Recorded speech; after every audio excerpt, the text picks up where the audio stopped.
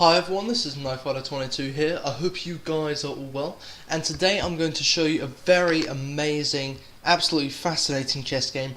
This was by Judith Polgar versus Nigel Short at the 1990s Grand Prix chess attack. So as you know, the 1990s for chess, especially in the Grand Prix, very sort of attacking, a dynamic game of chess. As there we have players like Kasparov and Short, you know, some very interesting players, and this is one of those games, those absolutely amazing games, which is, you know, really exciting and dynamic. You know, Polgar being the women's, you know, world chess champion and a grandmaster, Nigel Short being the best rated player in the UK. You're from my country, so definitely I have a lot of respect for both of these players, and they're really at the top of their game. Okay, so I'm going to dive right into it here. We have a French defense with e4, e6, d4, d5. I'm not going to talk about the opening much, but if any of you would like to know more about this, I'll put a link right here for any of you. Just go click that and you can go see the French defense. And we have here what's known as the Paulson variation. So Nigel goes ahead, moves his knight to the queen side, knight back to e2, c5, c3, knight out to c6, and f4. We have a little trade here, and in this position, this is actually really interesting. I would probably bet my money on, you know, 90% of grandmasters probably playing something like a move like bishop to e7, a6, you know, something like that. But here Nigel Short goes for f5, you know, f5, exposing this diagonal, you know, possibly weakening his king side, but he doesn't care. He wants to go for an attack, and here we have some interesting pawn structure. So knight at f3, knight across to b6. What Nigel Short's doing here is he's just occupying the outpost of, you know, possible outpost on c4. We see h3, which is odd because it's an indication that Polgar might not be castling, you know, kingside anyway. There's no real reason to play h3, yeah, as there's nothing really threatening g4, such as a bishop or a knight. You know, both the knights are over here. This bishop is blocked. But after bishop e7, it gets interesting because you notice the h4 square, and you notice that there could be some play on here. And Polgar does make a mistake here. She plays pawn to g4, which I think is interesting, because maybe she's thinking, oh, okay, if takes, the rook and knight defend h4, everything's cool, and I can go ahead and attack on the king side. But by playing g4, Polgar definitely decides she's not going to castle, and that's what I love, because when players say, oh, I'm not going to castle, or even if they castle on the opposite sides of the board, it's definitely going to be a very fun game. Bishop to h4, check, right in there. And you'll notice, you know, the queen is supporting this, so after betrayed, queen takes h4, boom. What's Polgar going to do? She can't defend. You know, if there was something here, it would be, if there was like, you know, say another knight here, it would be pretty much be checkmate, you know, knight g3 and checkmate. So she's got to go ahead and move the king up to d2. Queen to f2 now. Like, look at this. This game, you know, is probably played. These two people were definitely in the top 10, 15 chess players of their time when they're playing this match. Look at this. Polgar's just getting slaughtered by his king.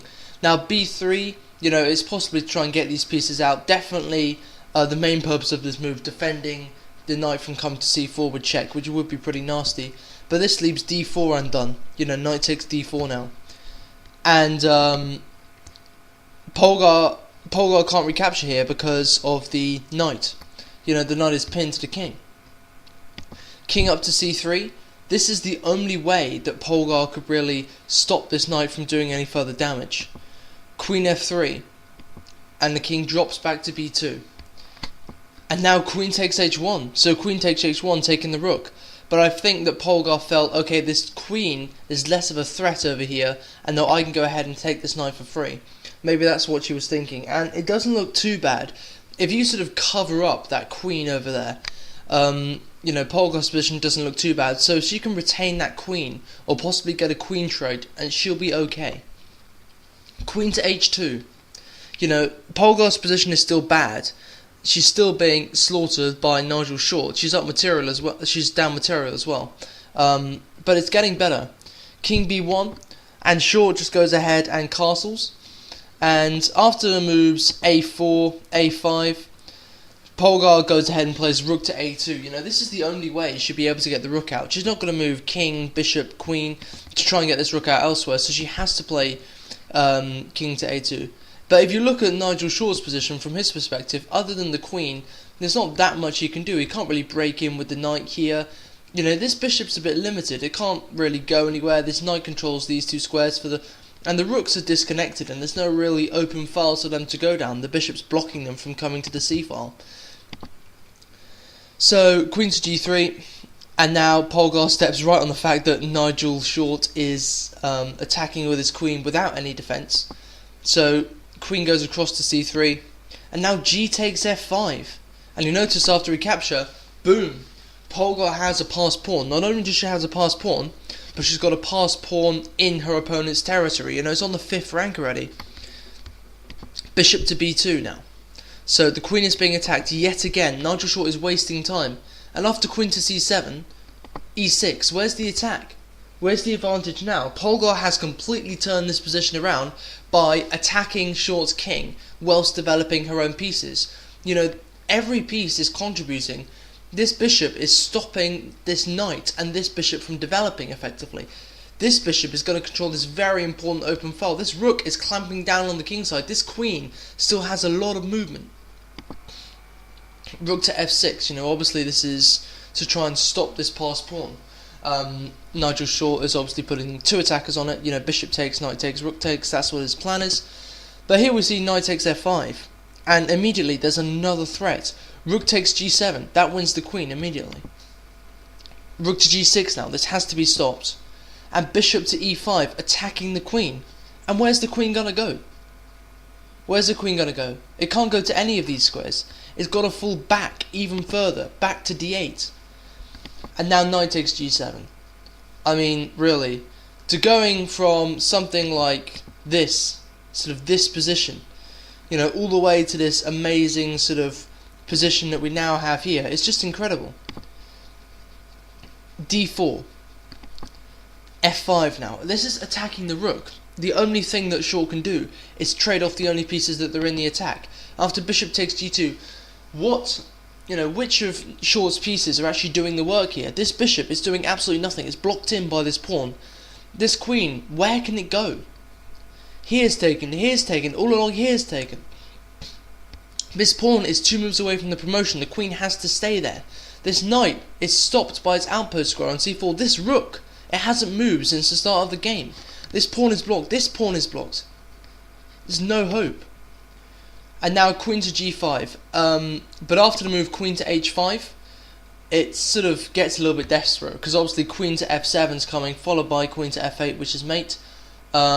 So basically what that means is Short had to trade off the queens. He had to trade off the queens. And now knight takes h5. Rook up to a6. Now just go back. Take a look at this position for 1 second. Now that the queens have been traded off, it all becomes clear. How is Short going to develop his pieces? Firstly, let's talk about this pawn. This is the only good piece that Short has on the entire board. Now this pawn, and it's just being attacked by this bishop, it's undefended. All of these pieces are disconnected. There's no way he's going to be able to support an attack with this pawn down to d1. Because there's absolutely no way, because none of these pieces can even get to it. Firstly, okay, let's have a look at this bishop. This bishop is blocking the rook from developing. The only square it can go to is d7, because it's blocked in by the pawn, which is blocked in by the knight. So this bishop is completely stuck. Because that bishop is stuck, it means the rook is also stuck. And because the knight can't develop to c4 or to d5 or to d7, it means the knight has to go to c8, so they're all blocking each other effectively. This rook can't get out here at all. Everything's completely struck. And well, this pawn on h6, it's completely useless. There's no way. There's a pawn on h3 if the worst comes to the worst. So yeah, rook a6, this is the only way that Short can even get out. He has to play knight to a8 to even make this rook operate, and then the knight can't even go back to c7 because this one is protected. So what's going to happen is, as it come across, this knight will have to go back to b6, and then there's no way that Short can even get his pieces out. Bishop takes d4 and knight back to a8. But after bishop to d5, this all comes clear, and Shorts lost the game. He resigned in this position, despite being up. He's not up material, but he's up, power pieces. He's got a rook, as opposed to a bishop. So yeah, that was the game between Polgar and Short. I hope you guys enjoyed looking through it. It definitely was one of my best chess games I've ever seen. Classic 90s chess footage. You can buy the footage off onlinechesslessons.net if you want to see this footage live. I have seen it once, but I haven't bought it on DVD, and I can't put it on YouTube because that's against copyright. But I hope you guys enjoyed the video. Please sure to check out my other great chess videos, and I'll see you next time. Goodbye, everybody.